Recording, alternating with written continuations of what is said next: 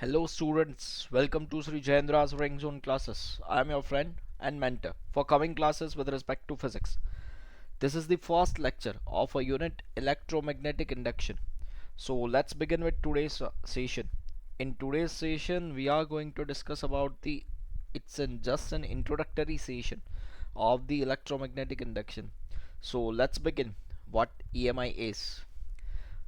Oersted, Ampere, and few other scientists established the fact that electricity and magnetisms are interrelated. Before this scientist, what we understand is that there are two different worlds. One is the electric, another one is the magnetic, and they don't have any relation with each other. But this scientists have came and they have performed certain experiment and they came to know and they let us know that these two worlds, electricity and magnetism, are interrelated with each other. They found that moving charges can produce a magnetic field. For example, an electric current deflects a magnetic compass needle placed in its vicinity. So yes, we know that if electric current is passed through a certain wire and magnetic compass is placed nearby to this, then magnetic compass will have a short deflection. So this is the proof that there must be something that relates magnetic world and electric world. So do we have a question that can moving magnets produces electric currents too? This is just the reverse condition. So the answer would be the yes, definitely this will happen. So the experiments of Michael Faraday and Henry concluded that electric currents were induced in closed coils when subject to changes in magnetic field. So initially this was the case when we have produced electric current, we have the electric current and we can develop a magnetic field. Now we are talking about the different thing. It is altogether an opposite situation that we will be having a magnetic field or magnetism and we are going to produce the electric current. I hope you understand this. Yes. So then this chapter we are going to study the phenomenon associated with changing in magnetic field and understand the underlying principles. So let's begin then. What would be the situation and how can we do this? So we understand that moving electric charges can create a magnetic field, and a changing magnetic field creates an electric field, and this effect is called as a magnetic induction. So if you change the magnetic field, that will create an electric field, and this effect is called as the magnetic induction. This links electricity and magnetism in a fundamental way. So magnetic induction is also the key to many practical application. We are going to see it one by one. That let's take an example of electromagnets itself. The magnetic field due to electric current was invented by Oersted in 1820. He discovered that an electric current in a wire can exert a force on a compass needle. That we have learned this. We already learned this, that F is equals to BIL sine theta. Yes, but this was principally the funded and founded by the Oersted in 1920. This when it exerts a force on a compass needle, this indicates that an electric field can lead to a force on a magnet. He concluded that an electric field can produce a magnetic field. So this is what we require, that if electric field is there or electric current is passing through that, and due to this a force is acting on it, that is what we require. I hope this is clear. Next, let's look at the certain questions, very fundamental questions. I am sure you will give an answer. A changing magnetic field can create an electromagnetic field, electric field, both A and B, none of this. Yes, a change in magnetic field can create an electric field. Next, the phenomenon in which electric current is generated by varying magnetic field when we are going to change the magnetic field. This phenomenon is called as self induction. No. Mutual inductance. No. It's an electromagnetic induction. Yes. This is when you change the magnetic field. When you change the magnetic field, when you vary the magnetic field, you are having the one phenomenon that we call as the electromagnetic induction. So for EMI, for electromagnetic induction, we have certain experiments of Faraday and Henry. Once and first we will go with this, with experiments that will give us a little clue that how this can be changed and how this theory has evolved and everything. So let's begin with the experiments of Faraday and Henry. This is part 1. Let's look at this. So Faraday and Henry attempted to observe an induced electric field and conducted a long series of experiments. In the first experiment, look at this. A bar magnet is there, and with in the bar magnet is moving in the positive x direction and negative x direction. We can say that it is oscillating. But look at this very carefully. Look at this indicator. It's a galvanometer which shows the presence or absence of an electric current. So once you understand that as north pole is pushed towards this coil, this needle deflects towards the right. Look at this. Yes. Now once it is moving outside, this is deflecting in downward direction. So it says that when the north pole of a bar magnet is pushed towards the coil, this is deflected towards the right. And when the magnet is pulled away from the coil, the galvanometer shows deflection in the opposite direction. So I hope you understand that at this point of time we don't know that why this deflection occurs or how this deflection occurs or how much deflection occurs, but we must understand that if bar magnet is moving inside and bar magnet is moving outside, that can create a current, and if current is created, that can be shown by the galvanometer only. So this is the deflection of galvanometer. One more thing that you should understood is that once north pole is moving inside the magnet, it is deflecting in positive x direction. And once magnet is moving outside the coil, yes, it is deflecting in the opposite direction. So please keep this in mind. This will help us. So one thing for sure is let's look at this. In this situation, the bar magnet is steady, this coil is steady. If both are steady and this coil has been connected by the galvanometer. So if these two are the steady, the galvanometer does not show any deflection when the magnet is held stationary. So no deflection. If no deflection, that means no current. But look at this. This is one more time that when you push your magnet towards the coil, it is having deflection. Look at this, the indicator. It is moving in positive x direction and negative x direction. I hope this is clear. Once it is moving inside, it is having deflection in one direction, and once it is moving outward, it is having a deflection in negative x direction. So what do you understand by these two experiments? One thing is, when this bar magnet and this coil is steady, that means there is no relative motion or relative separation or change in relative separation between these two. There is no current. And second is, if there is a relative motion, how? Look at this. This is steady, but this bar magnet is moving inside and moving outside, so there must be a relative separation between these two. Yes, and due to this relative separation, as bar magnet is there, it is having a magnetizing fields, it is having magnetic field lines that we understood. That magnetic field lines that is linked with this coil may be increasing or may be decreasing, and this increase or decrease in magnetic field lines or magnetic field at this point of time can create a current.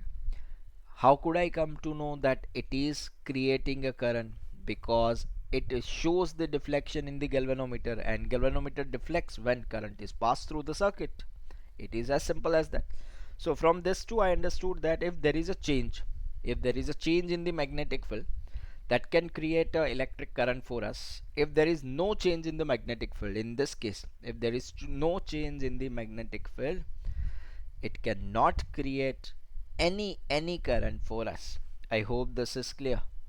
Is it clear? Is it? Are you sure? Are you? Are you sure? Any doubts? Is there anything? No? Let's look at the question and answer them. When the magnet is pulled away from the coil, the galvanometer shows deflection in the blank direction, which indicates a reversal of the current's direction. Yes. So when the magnet is pulled away from the coil, the the galvanometer shows deflection in the opposite direction. Yes, it will deflects in the opposite direction. You have seen it here. Yes, that it is moving inside, it is moving in positive x direction. As this magnet is moving outside, it is showing deflection in negative x direction. So that we have seen it. Let's look at the next question. When the south pole, when the south pole of a bar magnet is moved towards or away from the coil, the deflection in the galvanometer are opposite to that observed with the north pole for similar moments. Yes, as your pole changes, your magnetic field line patterns will change, and as that will change, it will deflect in the opposite direction. I hope this is clear. Yes, so we understood up till now, and let's move on to the next phase of their experiment. Yes, this experiment will give us a clear cut idea that what to do to induce a current and how to do to induce a current. Let's have a look first. So this is second experiment in which they have showing something like this, that they have two coils. This is the first coil, and this is the second coil. They have two coils, and there is a provision that you can have a relative displacement of these two coils. So if this coil has been connected with the battery, and as you understand that as it has been connected with the battery, a current can be moving in this direction. Once it has started moving, and if you are displacing this coil relative to this, let's say you are moving it towards this coil 1, or you are moving away from this coil, then there is a relative separation between this two coil, and this relative separation between these two coils can create an induced magnetic field for us. So let's have a look. It says the steady current in the coil C2 produces a steady magnetic field. And let's suppose if coil C2 is moved towards the coil C1, then this galvanometer must be deflected, and it has represented the deflection. This indicates that electric current is induced in the coil C1. Yes, so current coil C1, if this galvanometer deflects, it means C1 is having an electric current. And how this electric current has achieved? This is because of the motion of the coil 2. So when C2 is moved away, the galvanometer shows a deflection again, but this time in the opposite direction. So it is the same case. Once let's understand that it is moving in this direction, and galvanometer, this is the galvanometer, is deflecting in the negative x direction. So once it is moving away from it, it will deflect in the positive x direction. Yes, so the deflection lasts as long as coil C2 is in motion. Once you stop the C2, there would be no relative displacement between these two, and as there is no relative displacement between these two, no induced current will be flowing through C1. So when the coil C2 is held fixed and C1 is moved, the same effects can be observed. The above two experiments involve relative motion between a magnet and a coil, and between two coils respectively. So these are the two experiments. Yes, we have gone through these two experiments, and they have involved the relative motion between these two. Now let's look at the third experiment. It's an experiment 3. So in this situation, what we have supposed to do is that you can see this is first coil, and no current is flowing through it initially by battery or something like that, but it has been connected with the galvanometer so that we can check the presence or absence of a current. And this is the second coil, and this second coil has been connected, the second coil has been connected with the circuit. It has been connected with the battery, and this battery has been connected with the key. So key is there so that we can switch on or switch off the electric current that is passed through coil 2. So this is the setup. Now let's look what we have done. It says the pointer in the galvanometer returns to 0 immediately if the key is pressed continuously. There is no deflection in the galvanometer. So what we are supposed to do is we are just going to press the key. Once we are going to press the key, electric current will be start flowing through this, and once electric field is start flowing through this steady magnetic field can create an electric current in this, and galvanometer just give me the momentary deflection. Once I open it once I open it, this will make zero current in this circuit, and it will deflect in this direction, and again it will come to the zero. So when the key is released, the momentary deflection is observed again, but this time in the opposite direction as we have discussed. It is also observed that the deflection increases dramatically when an iron rod is inserted into the coils along their axis. So if I am inserting the iron rod at here, then this deflection will increases. So let's conclude all the things from the above experiment, that Faraday's experiment shows that an electric current is produced in the wire loop only when only when the magnetic field at the loop is changing. So if we are capable to change the magnetic field, we can create an electric current through the loop. Now, a changing magnetic field produces an electric field, and electric field produces in this way, that we call as an induced electric field. And this phenomenon is called as the electromagnetic induction. Now, do you understand what EMI? It's an electromagnetic induction. Yes, in short, it has been called as an EMI. Do you understand? Do you understand it completely? Are you sure? Great. Let's have certain questions. It says that the induction of electric current is due to the blank between the two coils. Yes, it is a relative motion between the two coils, not the opposite, not translatory, not rectilinear. No, not at all required. It is just the relative motion between these two coils that can create an induced electric field for us. Next, when an iron rod is inserted into the coils along their axis, the deflection increases. Yes, because iron rod help will support the magnetic field that has been produced by the coil that is having a current with it. Yes, we have studied the magnetic materials in the unit magnetism and matter. Yes, and at that point of time we all understand what retentivity, what coercivity, as well as we have already understood what magnetizing field and what magnetization and everything. Yes, so the deflection will be increases. Next, a changing magnetic field. A changing magnetic field produces in blank.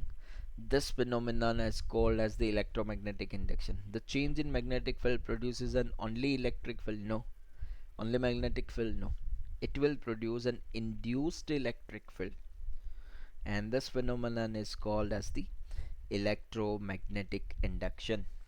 I hope this is clear. Is it clear up till now? Is it any doubts? Is there anything? So up till now we understand that if we are capable to change the magnetic field, if we are capable to change the magnetic field, we can have the electromagnetic induction. Now let's discuss a very important concept of this topic of this EMI. It's a magnetic flux. We have gone through the electric flux. It is somewhat similar by concept wise, but let's have a look what magnetic flux is. So magnetic flux, a Faraday developed a quantitative theory of induction that we now call as the Faraday's laws. This law shows that how to calculate the induced electric field in different situations, and this Faraday's law uses the concept of the magnetic flux. So it is, this concept is similar to the concept of electric flux. We say that the number of magnetic field lines of force passing through an area normally perpendicularly is known as the magnetic flux. When we were discussing the electric flux, when we used to discuss the electric flux, we were discussing the number of electric field lines of force passing through an area normally to it is known as the electric flux. So it is similar. Great. Now what is a magnetic flux? Let's look at by certain aspect of it.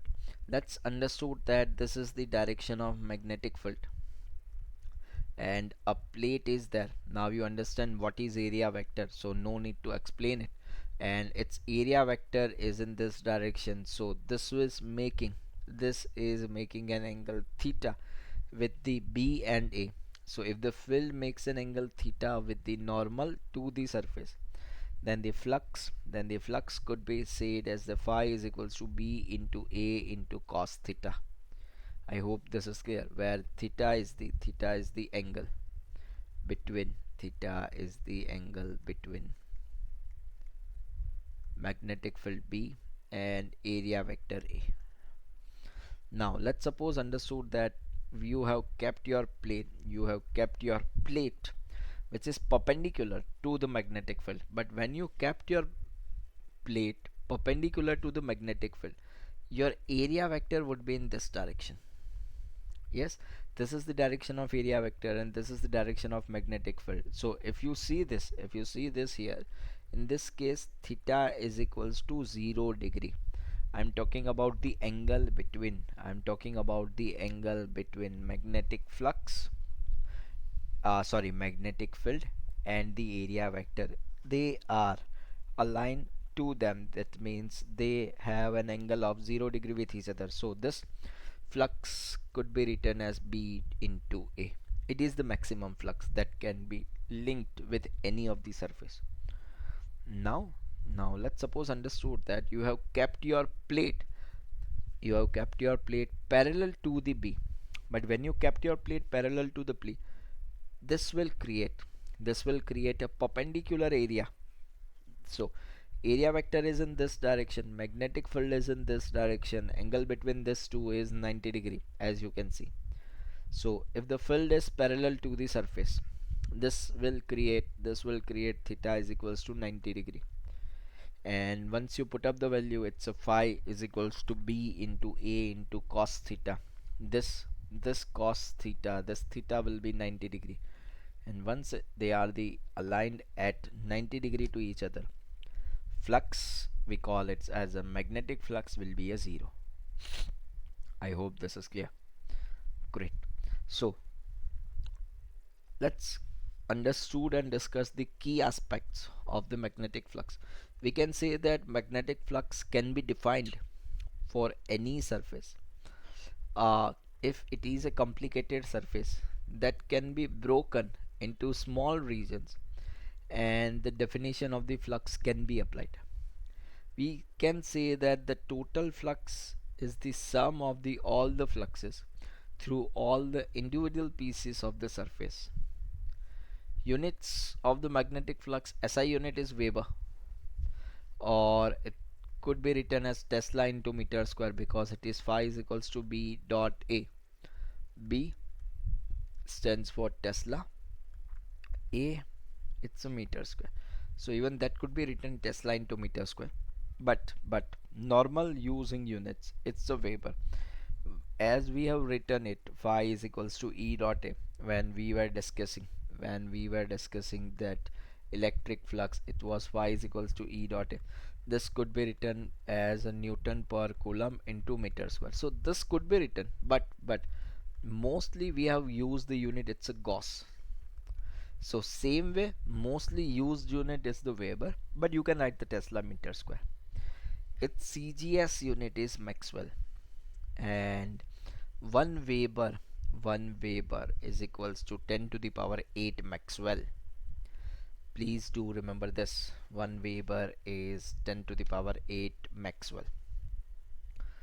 Magnetic flux, it's a scalar quantity. That's why we can write that total flux is the sum of the fluxes through all the individual pieces of the surface. So magnetic flux, it is a scalar quantity, and the dimensional formula of magnetic flux is, it's an m1l2 t minus 2 a to the power minus 1. I hope you got this and this is clear. Is it clear? Is it is it clear?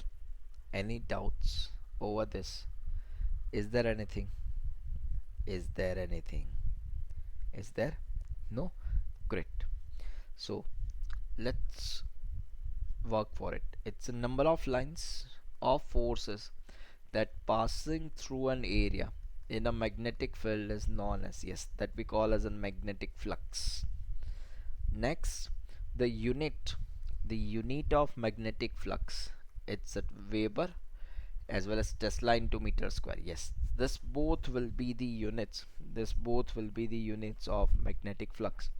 I hope this is clear. So this was all the theoretical sessions. This was all the theoretical aspects and theoretical points that we have discussed up till now. Now let's be ready. Let's be ready for the numericals. Yes. So let's begin then.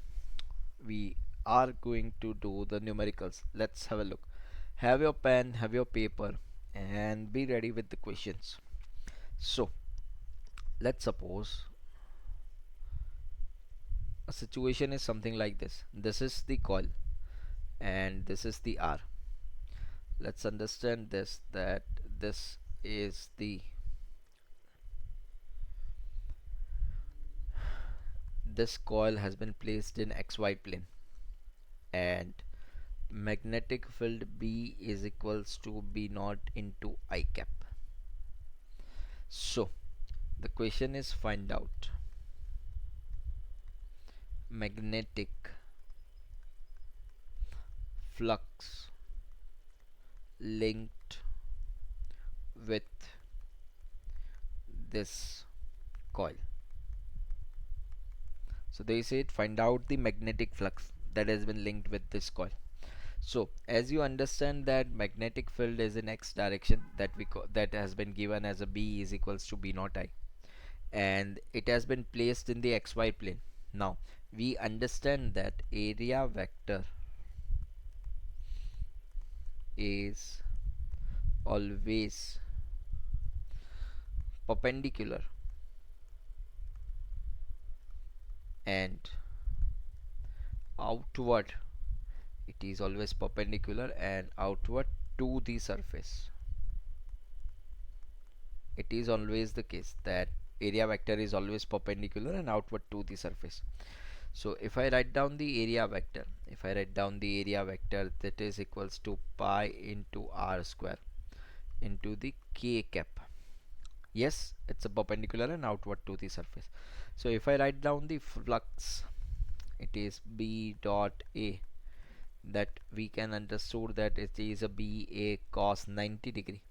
Yes, because magnetic field is in this direction, and area vector, let's say this is k cap, this is the area vector and this is the magnetic field, and the angle between this two is 90 degrees, so this is equals to 0. It's a 0 Gauss. I hope this is clear. Is it clear? Is it clear? Any doubts? No? Great. Let's rearrange this something like this. Shall I redraw?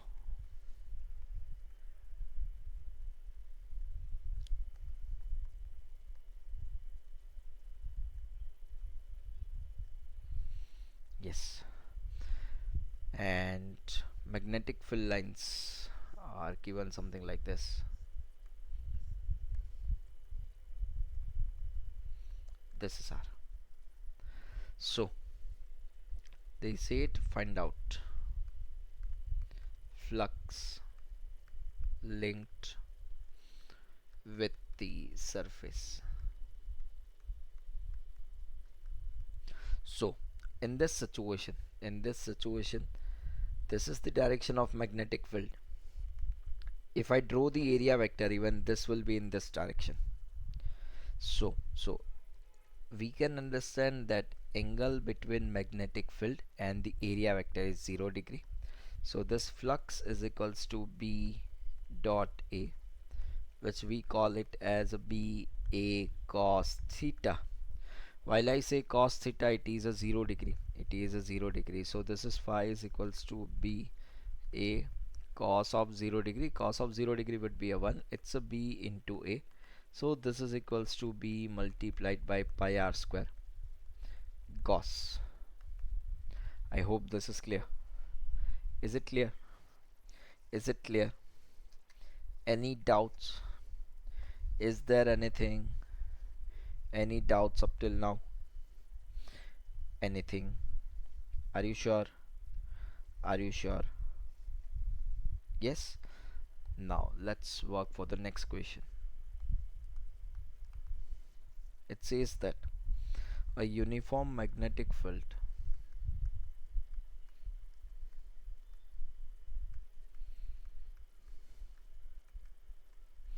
exists in the space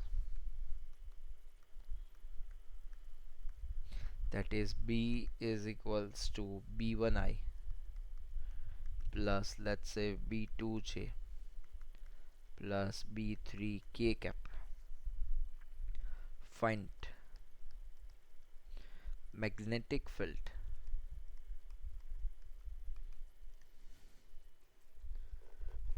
find magnetic flux. Find magnetic flux through an area S, through an area A, if the area A is in XY plane. So what is the situation? First, I have been provided the magnetic field. I have been provided magnetic field, and that magnetic field was given as B is equals to B1I plus B2J plus B3K, and they said that this area A is in the XY plane. So let's try to capture it. This is X, this is Y, and let's suppose this is the area vector. This has been placed in the XY plane. So the area vector will be equals to A into the K cap. This area vector will be equals to A into the K cap. So this phi, that is equals to B dot A. So this could be written as this is P1I. Dot product of I and K would be a 0. Dot product of 0 and K would be again 0. So only the dot product of K and K would be there, which is B3 into A.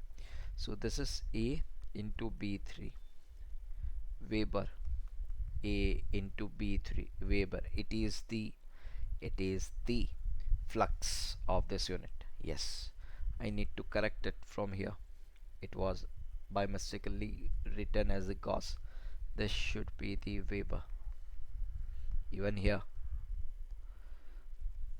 this should be the Weber.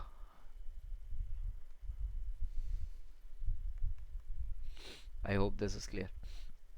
So it was the situation where area has been placed in the XY plane. Now let's just extend this question, that in the previous question,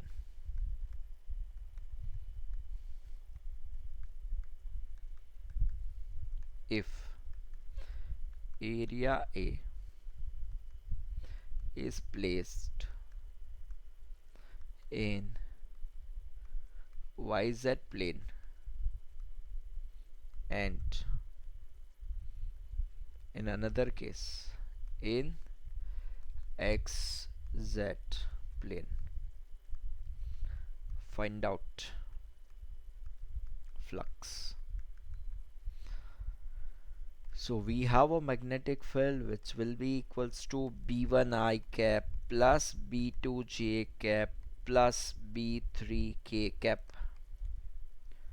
For the first situation we have placed it into, this is Y, this is Z, this is Z, and let's say our area vector is something like this.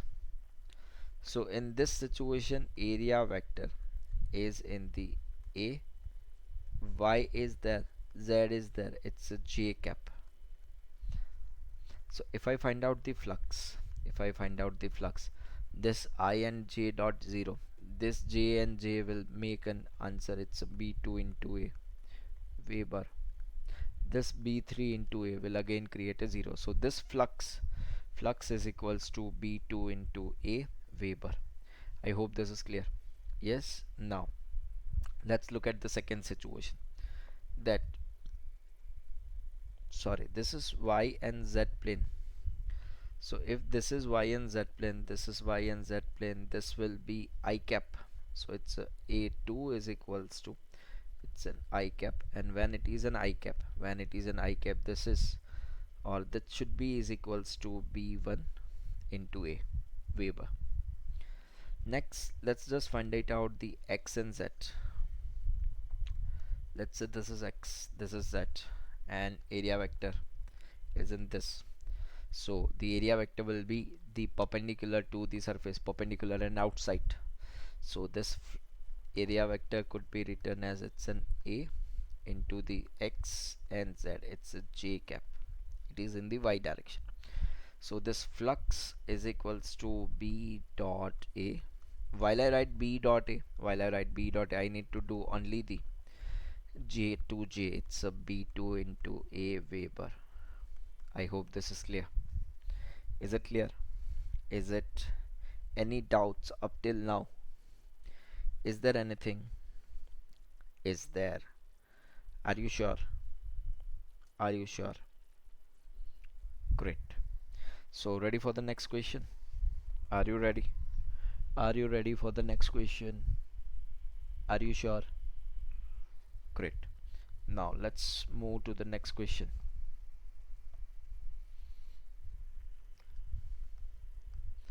Let's suppose the data is given that a magnetic field in a region is given as B is equals to B naught to R K cap, where R is the perpendicular, distance of a point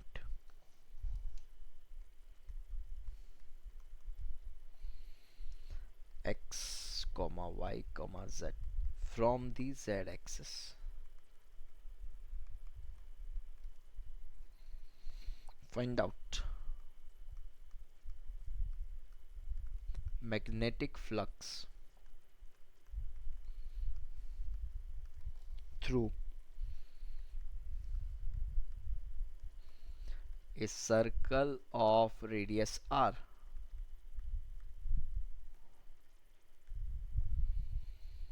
centered at origin and lying in xy plane. So how should we do this? A magnetic field is there, but as I can understand that this is the variable magnetic field because it is varying with distance, and it is in the k cap, that is B is equals to B naught R into k cap. And so magnetic field is in the k cap, and the disk has been placed, a circular disk of radius r has been placed in the, it is lying in the xy plane. So the situation would be something like this, that let's say this is x, this is y, a circle is there, a circle is there, and magnetic field is just outside the surface. Yes, so this B is equals to, sorry, I need to make it dot, it's outside the surface. So B is equals to B naught into R into K cap. Even its area vector, even the area vector will be into the K cap. So it's an A is equals to, but the problem is that this is the variable. Yes, and the magnetic field is not fixed. Magnetic field is keep changing. So what I supposed to do is that I need to take a one very thin circular element, something like this, which is at distance r, and which is having a thickness of dr. First I will calculate for this, and then I will integrate this from 0 to the radius. I hope this is clear.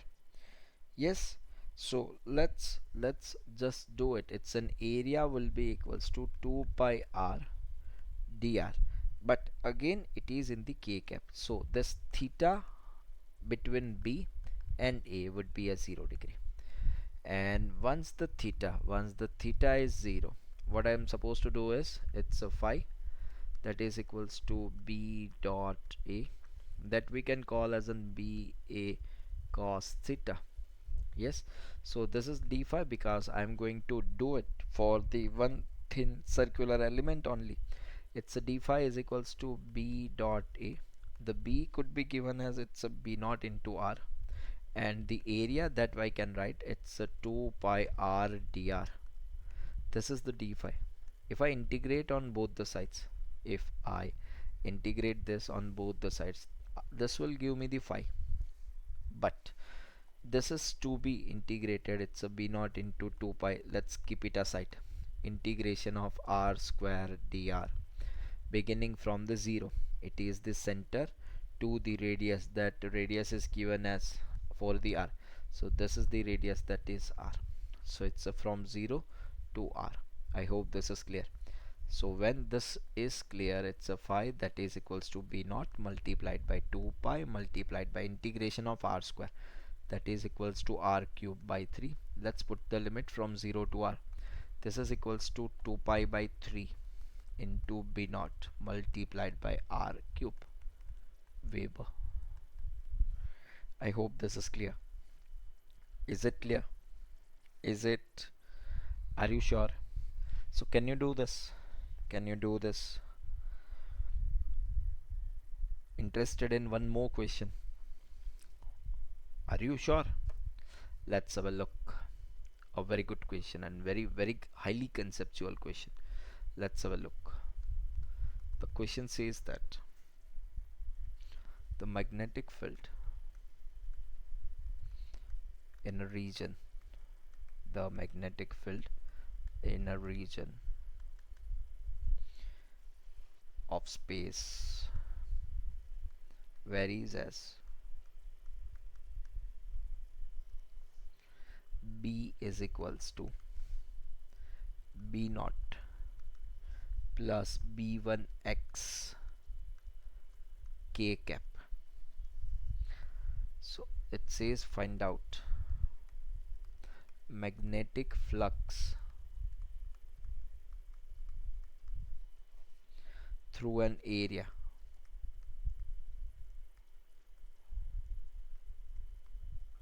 that is bounded by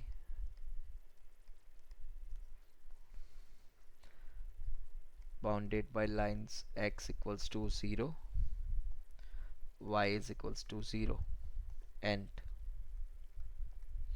x equals to 0, y is equals to b in x y plane.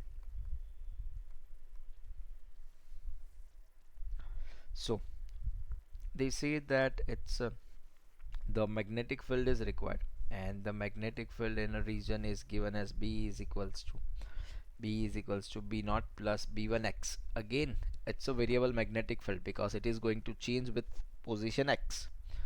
So they want that find out the magnetic flux through an area bounded by lines. They are the x equals to 0 comma y is equals to 0 to the x equals to 0, x is equals to 0, and y is equals to b and xy plane. So let's just try to have a sketch of this. Let's say this is the x and this is the y. So in this situation, let's understood that this will be the situation. X equals to 0, y is equals to 0, and this will be the x equals to a, y is equals to b. This is the situation. This x is equals to a, y is equals to b. So this is the plate that for which we need to calculate the flux. But the problem is that magnetic field is keep varying. If I put x equals to 0, it is only the b naught. If I put x equals to 1, it's a b naught plus b1. If I put x equals to 2, it's a b naught plus 2b1. So how will I do this? How will I do this? Or what could be done? What is there in your mind? What do you think? What can be done? What can be done? Tell me. What can be done? So what I understand is, let's do something like this, that this is the y and this is the x. This is the area for which I'm looking. Yes. So let's take a element which is of thickness dx, and this is at a distance x from the origin. So let's write down the flux for it. It's a d phi is equals to b dot dA. This will be equals to, it's a b naught plus b1x. Now how should I write down the area vector? As you understand that this is b, and for this strip, so this length is b and this thickness is dx, so it's a b into dx. So if I'm going to integrate this, I will be having an answer. So let's do this. This is phi as equals to integration of b naught plus b1x b dx from this to this. It is from 0 to a. So this is integration of 0 to a b naught into b dx plus integration from 0 to a, it's a b1 into b into x dx. So this is equals to b naught into b into x from 0 to a plus it's a b1 into b into x square by 2 from 0 to a. So this will be equals to it's a b naught into b into a plus it's a b1 plus b into a square by 2. So this will be it's an, let's take an a into b as a constant. If I take a into b as a constant, then this will give me the, it's a b naught plus this is b1 into a by 2. This will be the answer. I hope you got this. Do you do you got this? Are you sure? So can it be done by you guys? Can it be can it be done by you guys? Are you sure? Is there any doubts? Any doubts up till now? Is there anything? Is there anything? Is there? No? So ready for the next question? Are you? Are you ready? Let's have a look. One of the easier question. Yes. Let's suppose this is the magnetic field, and in this magnetic field, let's suppose a circular plate is arranged something like this. So if I make an area vector, it is in this direction and this is an angle of 60 degree. This dimension is of L, this dimension is of B. So the question is similar. Find out flux linked through the given surface.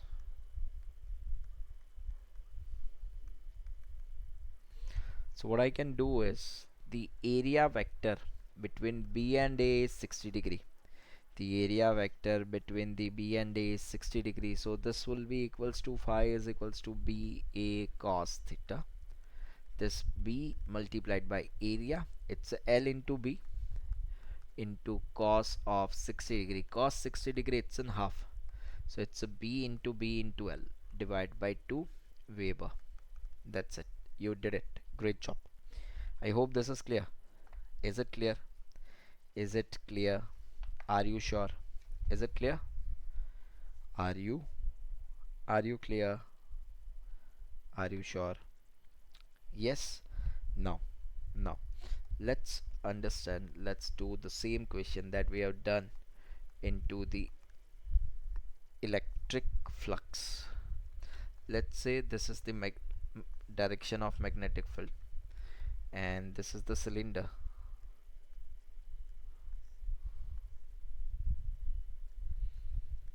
The radius of this, it's an R, and it has been placed in this. So they say it, find out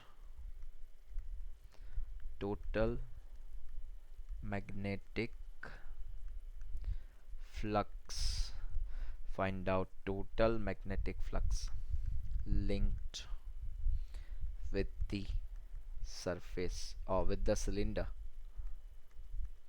So now what I need to do is that first I need to divide this cylinder into 3 segments. This is one of the disc, this is second, and this perpendicular surface, this is 3.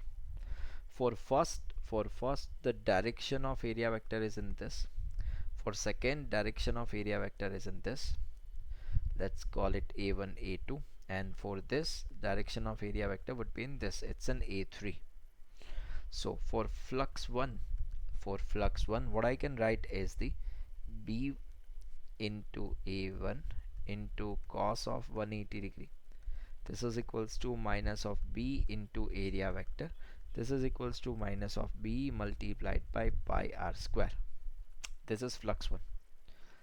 So flux 2, it is equals to B into A2 into cos of 0 degree. Yes, so this will be equals to, this is the same direction, the theta angle would be equals to 0, and when theta and angle will be equals to 0, it's a B into area vector, that would be equals to B into pi r square. Now in this surface, it's a flux 3, it's a theta would be equals to 90 degrees. So flux 3, that is equals to B into A3 into cos of 90 degree. So when it is a cos of 90 degree, when it is an angle of cos 90 degree, this should be written as B into A3 into 0. So yes, this is 0. Now, so this even can be considered as incoming flux. This can be considered as outgoing flux. When I have been asked the net flux, what I should do is, it's a phi 1 plus phi 2 plus phi 3. So for phi 3 it is 0, for phi 1 it's minus of b multiplied by pi r square plus this is b into pi r square. So this would be a 0 Weber. I hope this is clear. Is it clear? Is it clear? Are you sure? Are you sure? Done? Well done. Do you understand this completely? Do you? Do you understand this? Are you sure? Great. Let's work for the next question. Let's suppose the situation is given something like this. Circular coil is there, and this is the center of the coil. This is its radius, but a magnetic field is available in this region only. This is a square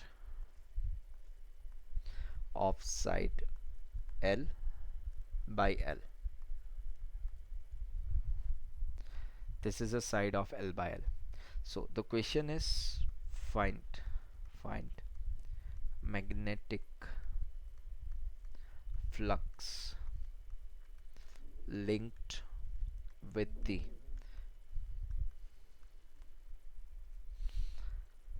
circle or coil of radius r. So it's a phi is equals to b dot a, and that would be equals to b a cos theta, and even cos theta would be a 0 degree, so it's a b into area. Now everything is clear. Now what should be taken as an area? As I understand that magnetic field is lying in the square of L by L only. So this flux should be written as B into L square cos Weber. I hope this is clear. Yes. So only those area, only that area is going to be covered which has been provided the magnetic field B. If it is having a magnetic field, that is going to be covered. If it is not having a magnetic field, it is not going to cover. I hope this is clear. So now, are you comfortable with the magnetic flux? Because in the next session we are going to discuss how to change the magnetic flux. So before you tune in to that session, please be comfortable with this. And let's just we are winding up this session over here. So this is all about the introduction to EMI. It's an electromagnetic induction, and we have also discussed that what magnetic flux is, and how to calculate the magnetic flux. So as I discussed, please do so many questions so that you are confident enough to calculate the magnetic flux, because from the next lecture we are just going to deal with the change in the magnetic field, that how we can change the magnetic field. I hope this is clear. So please make a practice a lot. Only this can save us. Thank you. Have a good day.